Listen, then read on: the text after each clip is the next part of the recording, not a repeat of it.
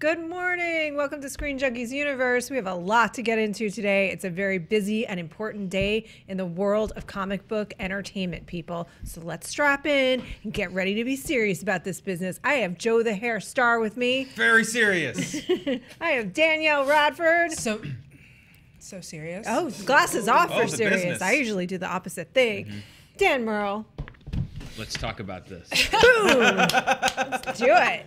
I can't see anything. No, I can't see a single thing. Peter Jackson plus the DCU, DCEU. What are we doing these days? More Rick and Morty. Things you can't miss. There are entertainment things that we're going to talk about that are available to you. They are right at your fingertips that we don't want you to miss out on. But let's start with Peter Jackson.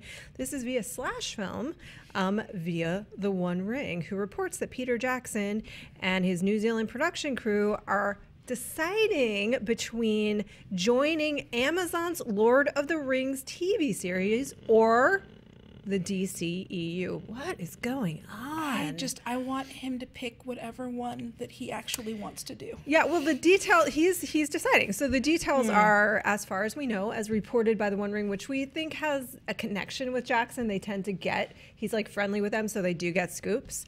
So both of the, I've never met him. I wish you would meet him because he's just a delightful guy. It was he's such pretty so chaotic last week. Yeah. I totally missed it. Yeah, every a time. bummer. I've never met him either. Both are being developed by Warner Brothers, so they may work with some of the same people in either case. So the Lord of the Rings project, let's just talk about that a tiny little bit. His lawyer basically got him into a dialogue with Amazon. Amazon beat Netflix for the $250 million rights for the Tolkien estate, publisher HarperCollins and New Line Cinema. This includes a 5-season commitment, which is crazy to make this series. We'll get into all of that.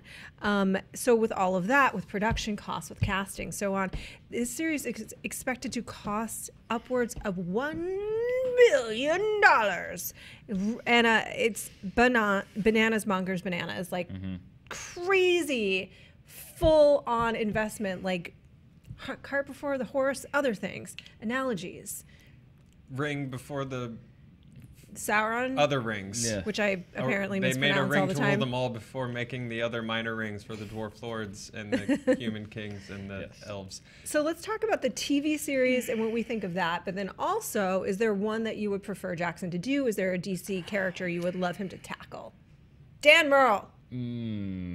As far as Lord of the Rings, I'm perfectly happy with his work, and would retroactively have been happy with less of his work on it. I just feel like he did it. He did it. He nailed it. He did Lord of the Rings. Yeah. He did it better than anyone could possibly have imagined. Yeah, we could throw in some more elf songs or whatever. Like, what are we gonna? Yeah, and he went Tom back. Bombadil. He didn't want to do The Hobbit. He had to do it, or it wasn't going to get done. It wasn't anywhere close to as good as Lord of the Rings. Even if you think they're good, it's hard to argue that the Hobbit movies are close to as good as the Lord of the Rings movies. At this point, I'm like, I've seen it, and he's such a crazy, gonzo, wacky, like, ideas coming out of his brain filmmaker. Like, I love what we've gotten from Lord of the Rings from Peter Jackson, and I'm good. Yeah. I don't need to see anymore. That's that Carrie Strug landing, man. He nailed it. He nailed it, and then he came back and vaulted again and fell. Yeah. And you're like, no, you won the gold medal.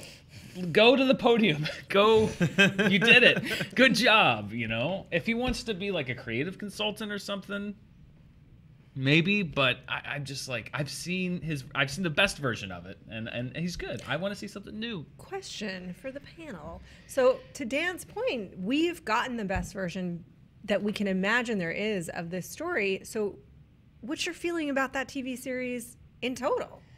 I mean, what's great is if you love the Lord of the Rings, you could probably get all of those guys back for the TV series. Like, you literally probably could. If that is what you wanted. Like, if you're really attached to those dudes doing those characters with that budget they have, they could get everybody back. For me, I don't know what for people who are like really, really into the books and there are things that they really, really missed, like I almost feel like this is going to be something for the very, very hardcore. And I do wonder if people who are more casual or who mostly just liked the movies are going to be interested in something that is like this deep dive into parts of the lore that a lot of people working on the movies decided did not do enough to move the plot forward. Mm-hmm. We've seen the two biggest things that ever happened in Middle Earth. I shouldn't say that because I'm going to get well actually'd, but we've seen the two best, I'll say it. We've seen the two best things to ever happen to Middle Earth as far as like being able to tell a story, and everything else revolves around that. Around the Rings of Power, and so it's like, and this is all filling in the details and you're stuff. not wrong. And you're right. There are hardcore Tolkienites out there that are like, but I want to see the Silmarillion transcribed directly. I get that, but even that's not going to be somebody that's going to justify a $1 billion television series. And even to your point, all of those things lead up to and revolve around the War of the Rings and Bilbo finding the ring. I don't know what this series is exactly yet. I don't know if it is straight up just Lord of the Rings or if they're just going to dump a bunch of Tolkien lore in there and say, we're running with it. I don't know if it's going to be a Shadow of Mordor. It could be a modernized video game thing. Yeah, oh God, modernized Lord of the... Netflix tried that already. It did not work. But guys, look, in the books, it took Frodo, a year or two to leave the Shire. And finally, we really get to see the Saxville Bagginses come in there and negotiate for Bag End while he moves to a smaller house with his near to be closer to his Took cousins. I'm really fascinated Tom to Bombadil. We've seen history has proven that the one thing that helps an epic fantasy operatic series is honing in on some negotiations. No, we absolutely. really want to absolutely. we want to get into that. I want to see the fixer-upper episode of Bag End. I think that's going to be just really adorable. I don't even want Peter Jackson to be a creative consultant on this. I don't know what he brings to that table. Aside from, here's how I did it, and I don't want the sentence, here's how I did it, anywhere near a new thing, because the only thing that this could have to offer is, here's how we made it different. That's all this show has to offer, especially if it's going to be the exact same Lord of the Rings, building up to the war. All it has to offer is... Did they tell it from the villain's perspective this time? Yes, Joe? This will be the gray of Lord of the Rings. Yes, Snow Queen Ice Dragon is writing this from the perspective of Sauron, who, for a flaming eye, is into some very kinky stuff. But that is the quandary that I think the series finds itself in. Do you tell stories that have already been told, or risk excluding people that are just kind of not into the extended lore of the Tolkien verse? Or do you go out in an original direction and do something new and risk pissing off your hardest of hardcore fan base because it's not in line with what you're doing? I think that's it's a bigger gamble than I think. Like everyone's just like, oh, it's a sure thing. Like, I don't think it is. Though? I don't think is this a sure thing? I don't know if it's a sure thing. It's a huge gamble. You're talking about a ton of money in relative terms for Amazon, clearly, right? But a 5-season commitment for any series is a big gamble. Because even though there's a ton of stuff we didn't see in the books that they even reference in the books. Someone's like, why isn't an army of dwarves marching at a Thor barn, I think? And they're like, they're just as screwed as we are right now. I promise you that there's a big host from Mordor marching up on the dwarves and the elves. So you could see that. But there's lots of neat things you could look at. But the problem is, we know how it ends. Yep. We all know how it ends. And maybe a couple of those dwarves in that kingdom die, but ultimately we know that they win the day. Yeah, you are locked in. I have a question for us and for you. Does it seem kind of illogical in a sense to say we want to find our Game of Thrones and land on the very thing that Game of Thrones has spent the last several years subverting? Right. Game of Thrones was designed and written to subvert Tolkien. So if you want to find your Game of Thrones, don't go to Tolkien. Doesn't make any sense. But it's IP. I mean, it's IP, and it's the way that people see things is like, well, people love Lord of the Rings, so let's just do Lord of the Rings. And maybe I like Tolkien. That's not. Maybe it'll work great. Maybe it will. But it, I don't. What's their angle? What's their angle on this? Because it's the thing of just like, like I've said before, like as a Game of Thrones fan, like, oh, it'd be cool to do like a Robert's Rebellion movie or a Robert's Rebellion.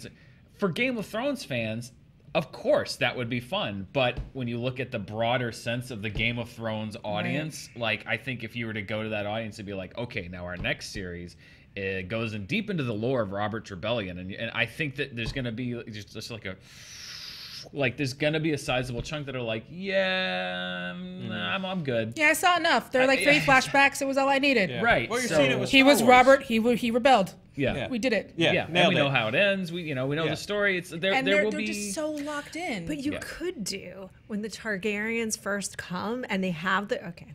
But bear with me. I mean, you're seeing it with Star Wars. Like everyone, I won't say everyone, but a lot of people don't seem all that pumped to see how Han Solo got his blaster.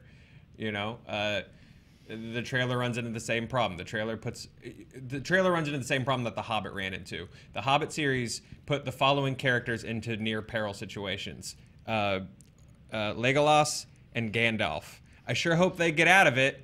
The trailer for Solo puts Chewbacca in the near peril. He's going to hit a rock on it. I hope Chewbacca lives. Like, we've seen it.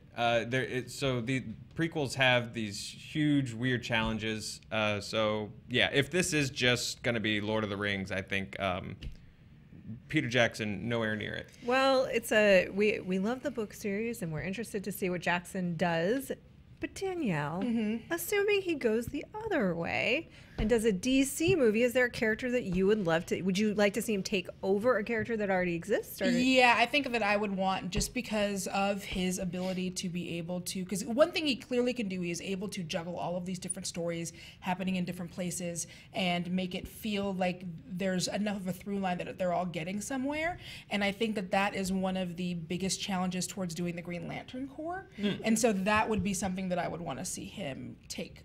I don't necessarily want to see a solo Green Lantern movie, but I would love to see a Green Lantern Corps movie. That's also a reason he'd be great at doing the Justice League, though, and taking over the team movies. What do you think? You know what? I'd rather see Peter Jackson do something with the budget of A Dead Alive again. Yeah, me too. And he has the rights to. At some point, he optioned the rights to Temeraire, which is another really cool fantasy book that I've shouted about on Movie Fights before. But Demon Knights, maybe Etrigan, if he was going to go DC. Etrigan would be dope. Etrigan would be great. Etrigan's a weird, like King Arthur times demon that Speaks in poetry. Yeah, and that might be and then turns into a dude. Yeah, it turns into, as you do. You could That tracks. have him wake up in the modern world. That could be a fun thing for Tolkien for Peter Jackson to do. There you go. And there's already a framework for that. That could be a really interesting story. Do you want to see a Peter Jackson Superman? No. Batman? No. Man? No. Martian Manhunter? I love Man? Peter Jackson, and I want him to have the creative license to make more than a 10-degree change without half the internet going like, but that's not what was in the comic. Like, I don't want him to have to be taking on a property that is so bound to expectation and so bound to... Although he killed it with the one. With Lord of the Rings. Well, yeah, but again, like that was almost 20 years ago. And it was a different internet back then. It was a very different internet. There was a slight uproar over Tom Bombadil in 2001, but I promise you, if that movie was made today, there would be a whole Tom Bombadil thing. It would just be a thing that we would talk about for 3 months. It's just a different atmosphere now, and I don't want him to be tied down and constrained anymore by expectation that people have for something. I want him to either come up with something original, or if there's no option C between these A-B choices, then I guess I would prefer that he go B to a DC movie. But at the same time, I would like something like this. Take a lower tier character that's not tied to lore, that's not tied to a universe, and allow him to go nuts with it. Let him go crazy. I hate seeing really talented filmmakers. It seems like they're becoming more and more constrained into the just system butting a lot. their heads up against the system and the fans and the lore. And the constraint of working in the massive, you're allowed to paint one tile of this mosaic that might not fit together, or you have to, it's like we're breaking out of that, I think, at this point. So I if he's got to do a DC movie, I don't want him to take any of the big characters. I want you to give him something that he can just go nuts with. Doom Patrol would be dope. That'd be a fun one for him. Pitch. Well, so Doom Patrol are these just like long story short, they're all these kind of like weird, kind of creepy, gross like heroes that want to belong, but they're these ultimate outsiders. And I think he could have a lot of fun just considering some of his like horror movies and just the way that he does like gore and kind of gruesomeness, but in a way that can also be weirdly endearing, like weird zombie puppies and stuff. Sure. I think that he could find a way to make these characters both like gross, but you like love them. Yeah, gross, but we love them is the name of the game around here. That's how we like to think about ourselves. I'm going to use this opportunity to pitch 2 of our videos. One, in our most recent Movies You Haven't Seen, Volume 2 Million, we talked about Peter Jackson and some of his earlier work and how interesting it is and how we'd love to see a return to form. At the same time, I think you guys have nailed the exact right compromise, which is he likes to work with big budgets because you get lots of toys that way. Do a weird character on a big budget, let him be Peter Jackson, because as we talked about in our State of the DC video, it seems like DC is going in that direction where they're breaking free of the seeming pressure to build a universe. It hasn't worked, and maybe they really are going to focus in on solo films that can stand on their own. And for those out there that would say like, well, that's stupid to give a director a big budget to work on weird characters that no one here has ever heard of, Guardians of the Galaxy. Guardians of the Galaxy. There you go. They made some money. You know? Speaking of weird characters that everybody loves, Rick and Morty gets 70 more episodes. That's wow. Insanity. Huge. This is via Deadline. Adult Swim has ordered 70 episodes. And this was announced, I think, earlier today via Twitter, via Justin Roiland, who's the co-creator with Dan Harmon. This accounts for more than they have in all of the previous 3 seasons combined, which I think is 31 episodes. So it's a massive pickup. And it speaks to the success of the show for Adult Swim. So they had complicated negotiations. Harmon tweeted about that, saying like, oh, it's a little trickier this time around. Well, obviously 70 episodes is a lot trickier to negotiate around. It is successful not just as the show, but this is a cultural phenomenon at this point. You're talking games, live streaming, retail merch, fan experiences. People love this show. Season 3 finale delivered Adult Swim's highest ratings in history. It's the #1 comedy series across television for 2017 with millennials. So yourselves, how do you feel? Are you excited? Are you a fan? You worked for Harmon? I did briefly. Yes, Yeah. I did. I worked Side note. indirectly with them. You know, at least I worked in the same community with them with the Channel 101 for many years. Yeah, it's great. I love to hear this. It's particularly surprising because if you follow kind of both of their history, it's always been kind of, you know, their process can become so complex and stuff that a lot of times they are the ones that kind of say like, I don't want to get locked in too much. I don't want to be planning. You know, it's very much about what we're working on right now. So for fans of the show, I think it's great that they're locked into so many. And I'm just very curious to see like, is this going to be, and I wouldn't mind this, a 10-year commitment where they're just like produce 70 episodes. You can take a year off. You can take 2 years off.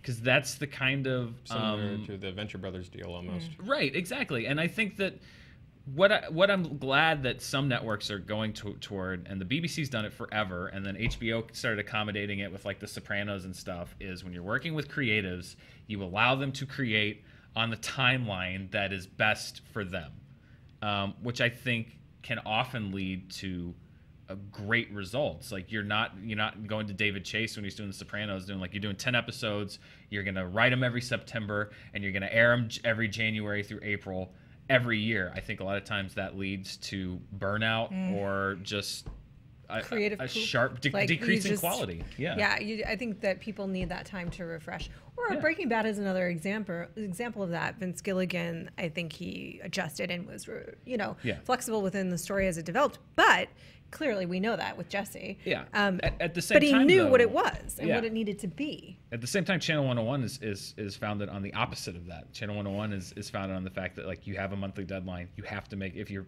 voted back, you have to make a show every month regardless, and if it's good, it's good, and if it's not, it's not. So it's this weird kind of I don't know. I think it's the best film school that you can go to for free because it teaches you have complete creative freedom, but at the same time it teaches you how to be economical and how to work on a deadline. So I've also seen some of the best stuff I've ever seen at Channel 101. it's amazing. It's really gonzo, crazy, amazing, awesome stuff, and they're still doing it. But do you think that's more like for newer sort of creatives who you might need that kick in the butt to force you to do it? It's a creative exercise, and it forces you to make something, which is great, because I think this deal could also do that. Is like it is kind of a kick in the butt, just like you have this commitment.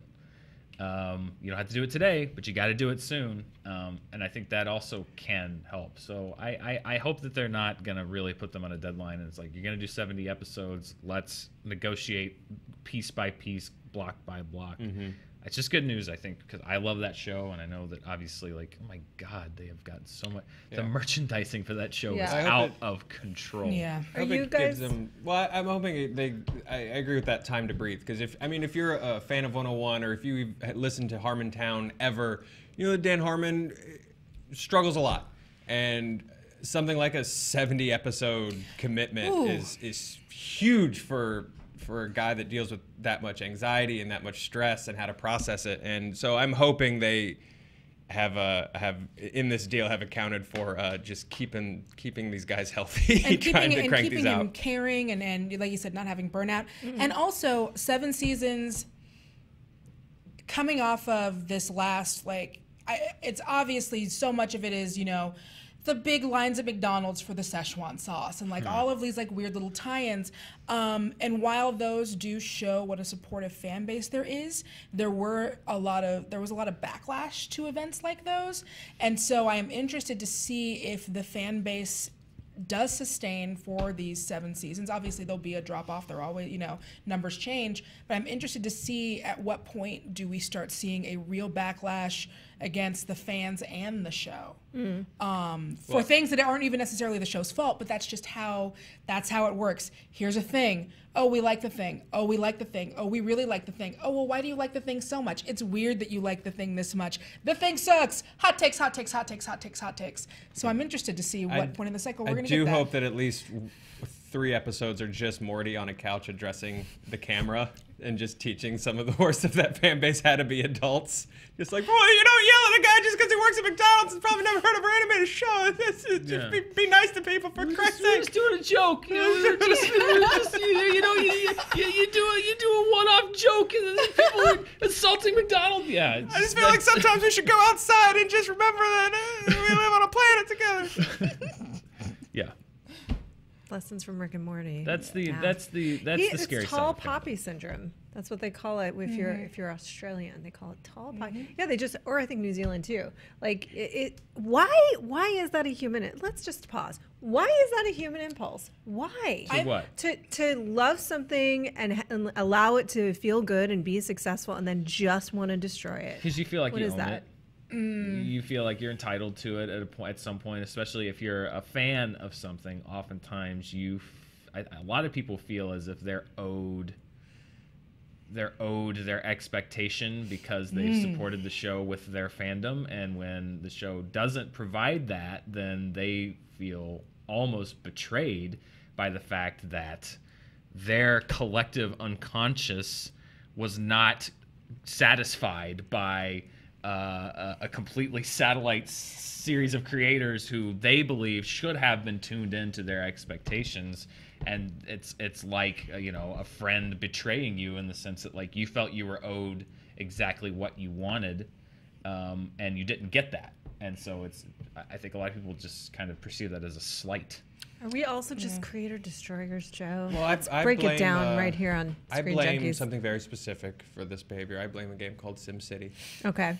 For allowing me to put a lot of time and care into one thing, and then just allowing me to drop alien invasions and fires on it once it was all done. Yeah, I blame SimCity.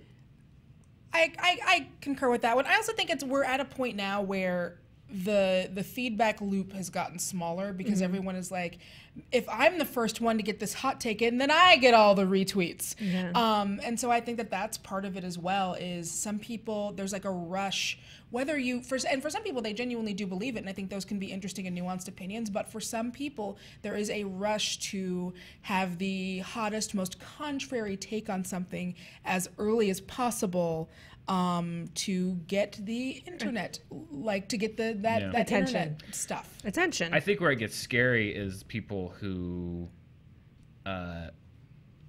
when they don't like what they see, they decide that they could have done it better, and so they then turn on the very creators of the shows themselves, because they feel as if not only were they owed what they wanted, and the vision of it they had pictured perfectly in their brains, the episode they wrote, but that whomever was in charge of doing that, particularly, it should be noted, if that writer's a woman, you saw it with what happened with the Rick and Morty's fan base. It happens across fan bases, but it's particularly harsh.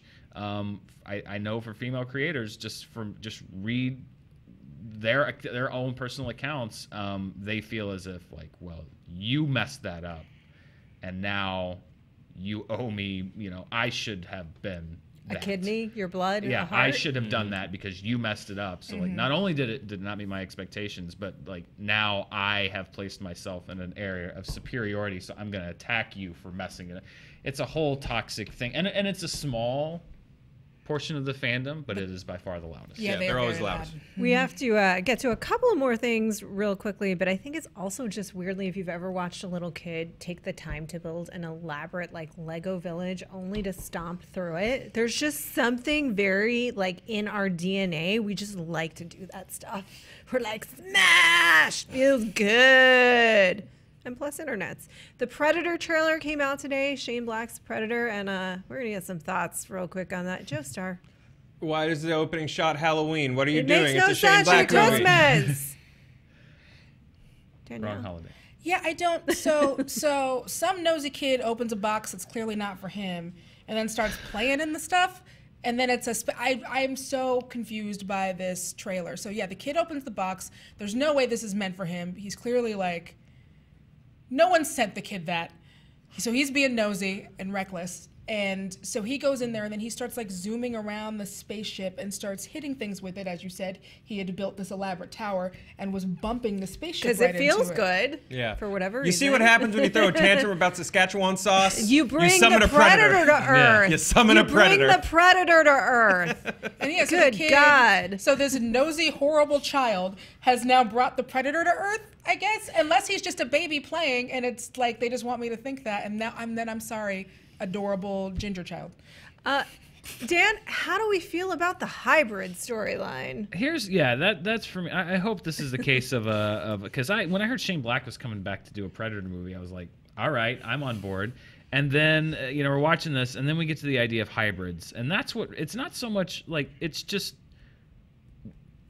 why is it that every time they bring back a franchise, a sci-fi franchise that involves any kind of creature or robot, like the go-to storyline, Alien Resurrection, hybrids, Terminator Genesis, hybrids, Jurassic World, hybrids. It's not even, it's just like, it just seems so played at this point, They're this ripping idea, off and lazy. Yeah, it's very I much don't like know. Pimp My Franchise. Hey, dog, I heard you liked aliens, so I put some other aliens and some people inside your aliens. I Like, had Even so much Logan hope. kind of did it. Logan did it Yeah. really well, but they still Hybrid. did it. It's like, here's the perfect Logan. I had a lot of hope for this movie, and at this point, I'm just hoping that this was a trailer that the studio took and made look really bland and perfunctory and generic, and not at all in line with not enough of McKay Brown. Where's McKay Brown? Yeah, I was one promised. one shot of Keegan-Michael Key. Yeah. That's it. Well, we were talking about this yesterday before it came out, and it was just like, this should be a good movie because of the talent involved, but also there's no way this is a good movie, right? Like and so this trailer kind of has me popping pretty hard on the other side. Yeah, I mean, Shane Black is obviously this incredibly You mean the director of Iron Man 3? Hey, Lethal Weapon, guys. among other things. Kiss, kiss, bang, bang. Kiss, kiss, was bang, my bang. pick. I mean, I'm still I get that absolutely. you gotta put butts in seats, but I'm absolutely gonna see it. oh, I'm definitely gonna see I'm it. definitely gonna see it. I might see it twice. If it's good, I'll see it like twice. If it's bad, I'll probably see it 3 times. So just a horrible Predator movie. And with the just, like, studios weird are counting hybrids. on Come exactly that. Oh man. Well, you guys let us know what you think of that in the but we have good things. We have good things for you to watch. We can tell you to be excited about your lives because there are things that you can watch on YouTube right now which are excellent, which are informative, which are thought-provoking. It's not us, but you can for free watch Dirty Computer right now, which Danielle and I are going to talk about. But you can also watch for a minimal cost, and you can trick the system as Joe Starr did. Cobra Kai. Tell us about Cobra Kai. Cobra Kai is so good. So Cobra Kai is the weirdest thing possible that could make YouTube Red viable, but here we are. This is a show that I think the Roseanne reboot wishes it was. About people from that era getting older and growing up. It's a really cool show about Johnny Lawrence, the bully from Karate Kid, sort of taking his high school loss with him throughout life. There's a line that sets up the world of this really well in the first episode, where someone mentions that karate in the Valley is like football in Texas. So it's a big deal. So he is very much the quarterback who blew the big game, and now just that's all he is. It's a really cool series that leverages on the nostalgia. I think uses it really well. If you only watch like maybe the first 2 episodes, those are probably the most nostalgia heavy. So if you got through the first 2 and you were like, that was like 40% clips, keep at it. But it's a really brave show, I think, that takes some really interesting narrative choices about what we take with us from adolescence and how it screws us up, and then how we in turn screw other people up. It takes some really, really cool choices with its lead characters. A lot of them go in directions that you wouldn't necessarily expect or even want them to. It's not, aside from the nostalgia stuff, it's not a show that goes in directions that you as a viewer necessarily want it to. I really enjoyed it. This is not a show that should have worked at all. At all. We should have been making fun of it on the level that we are going to be making fun of Shane Black's The Predator. Worth that. Really good. Worth that YouTube Red subscription. Look, 7-day free trial. I burned through this whole season in 2 days. Canceled the trial. So I cannot wait to set up a new YouTube Red trial for season 2. Yeah, which was announced, yes, today. So I don't know if you guys know this, but for free, in addition to the, frankly, incredible content that we offer you on a daily basis, you can go watch for free on her YouTube channel, Dirty Computer, which is Janelle Monáe's. Not only is it her new album, but she created what she's calling a motion feature. But it absolutely, so I don't know if you guys saw Lemonade. I hope that you did. If you didn't, what? Go watch Lemonade. So it's a similar idea in which the album has a feature that's attached to it. Yes. But this actually has a very clear narrative. It is a science fiction riff. It is really fun to watch. It is well acted. It is thought provoking. It is awesome music produced by Prince. We buried the lead here. Prince is alive. Yeah, we're gonna get into it, but it is also it is incredibly personal to her. You feel like you're reading a diary page and watching Metropolis at the same time. It's beautiful. Loves Metropolis. She loves Metropolis. It's very her first clear. EP was like and she's always been super into sci-fi, and she's had this character, kind of the classic Janelle Monáe look you think of was this character called Cindy Mayweather, and she was an android, and that was her thing. Like she was an android, and she would tell all these like android robot love stories, love across the tracks. Androids love humans, but it's illegal and you'll be destroyed and blah blah blah. And then like androids going back in space and going through time, and then humans. And so you can see this evolution of all of her weird sci-fi stuff going out through all of her albums. Yeah. And so this definitely feels like her being like, oh, I'm at a place where I can really just like make my sci-fi, like my super gay sci-fi party makeout movie. Yes. So I'm gonna go do that. And it really, like, you know, you never Tessa want Thompson's in it. Tessa Thompson is in it, and she is amazing. And you never want to reduce someone down to, it's like if this meta that and a blank, but it is. It's like it's Metropolis. It meets, you know, David Bowie meets Prince, and I feel like you can say that because she also is so reverent to her references that she wears them right on her sleeve. Oh, yeah. She's not going to be one of those people who's like, I don't listen to anything. I just came up with this on my own, and then like busts out like a very clear Prince riff. Yes. Like she like I know the song you're talking about. yeah, like she is very much she puts out there like, these are the things that have influenced me, and I'm gonna take this and then move this in a different direction. And it's just very, the music is amazing. She's a captivating performer. She dances like nothing in the world. Another one I would say is, if you're into Bruno Mars and you were always like, but what if he was a queer black chick making out with people and was also into sci-fi? This might be something you would be into. That is a very specific young man sitting on his barn in the middle of nowhere, like, what if Bruno Mars was this, staring up at the sky? That's a really specific one, but I hear it. Star. But that's, I mean, that's a fair comparison. I Sitting there really, where the really ship like. crashes. She is so multi-talented, and I think, you know, the character that she had, it was very much like Bowie, right? Where Yes.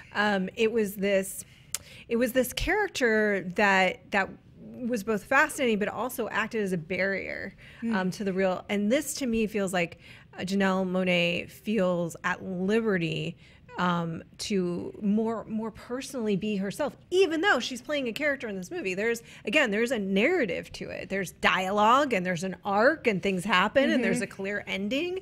I cannot wait to see what she does next. This is a very different kind. It's like, as entertainment evolves and what a movie is and isn't is constantly under discussion, an album, a motion feature released on YouTube, I say it's a movie. And it's one that you should definitely watch. You keep talking about Metropolis. What does Superman have to do with it? Superman shows up. Batman's there. I'm telling you, watch it. And then they You'll make see. out. It's so good. You have to wait till the end, though. For The very end. clarification, that was a He joke. was kidding. Superman, yeah, don't. Metropolis is one of the most influential, important movies ever made. And if you look at her old album cover, she basically wears the cover of Metropolis as a hat. And like one of her albums, Like a video box, like a VHS cover. no, but like she has someone design a hat that looks That's like, great. it's so cool. And yeah, no, just like obviously for me, it just hits me like right in my little queer sci-fi nerd heart. I'm just like, oh, this is a thing. This is a thing for me. And not giving away too much of the plot, it's very much about the idea of like, well, I'm gonna party my life and I'm gonna live my life because if things are getting like more conservative or more shut down, and not necessarily politically conservative, but just like if things are going to start being more restrictive as to how we can move around in the world and who we can be, then I'm just gonna party until it's all done. And that is also something that she's referenced in several of her songs. She literally has like a song called like Dance Apocalyptic and like Dance or Die. Like the theme of the idea is like, we don't know what's gonna happen, but we know everything's changing, and so until something happens, I'm just gonna party. Yeah, but very Prince ethos. Yeah, very Prince ethos. We'll talk about that too. But I think it's hitting on that science fiction theme of the rebellion of the human spirit against anything that's trying to contain who you are. I mean, the message of the entire film is basically that can't be contained, it shouldn't be contained. Yes. And even if extreme measures are taken to try and do that, the human spirit will prevail. It will prevail in the end. It's a beautiful message. And it's a also lovely very, film. very pretty to look at. It's gorgeous. I It's mean, very look, gorgeous. honestly, they're gorgeous. I'm not going to lie. Like, these are beautiful humans making out. And she's not, it doesn't, look, I know there's a rumor about her and Tessa Tom, but it just, you're not helping, It sis. doesn't, what do you mean? There's a rumor that her and Tessa are like dating, and no one will ever say, but it's like, you're not helping. I mean, Perfect world. God's plan. God's plan. it's very nice to watch. Yeah, it's a beautiful film. You should watch it. You should watch it. You guys gonna watch it? No, I'm a straight white dude. I'm not interested in things like this. Good talk. We have Joe's gonna go watch it tonight. We have so many good things for you guys to watch this week right here on our YouTube channel. Dan Murrell, lots of stuff to do, but we also want to do our final call out and thank you to our $50 donors for our Women in Film event, which happened last week. Was it last week? It was a week ago today. It was a week ago today. This was one of the most emotionally gratifying things that has happened for me in a long time. It was delightful. It was hard work. It was, I was awed by the people that came out to support us at the event, by you guys. I was massively awed by this fan base. And it went off. We did a good show, damn it. And Joe Starr, Billy, everyone, the whole team, Dan Murrell, Dan Murrell, Danielle, and these humans. Tyler Craig, Barnes Farmerman. Great name. That is amazing. Anthony Post, Dana Valario, Alexander McGill, Jonathan Peck, Dan, another Dan, Not Dan me. Purcell, Shanice Ellington, Danny Petruska, Chris Cassidy, Gabriel Martinez, Wiley Todd, Hunter Christie, Meg Haupt, Artie Munoz, Wahid Sharif, Brouillard Simon, Mark Leo, or Barzilier, Julie Watson. Thank you to every guys. single person that came out to support in every single way. Thank you to the team.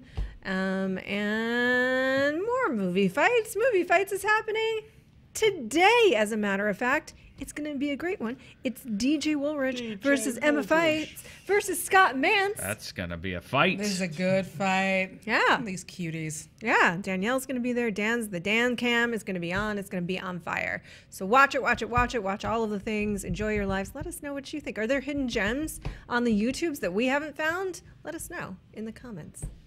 Jane Bond, never Jane Doe.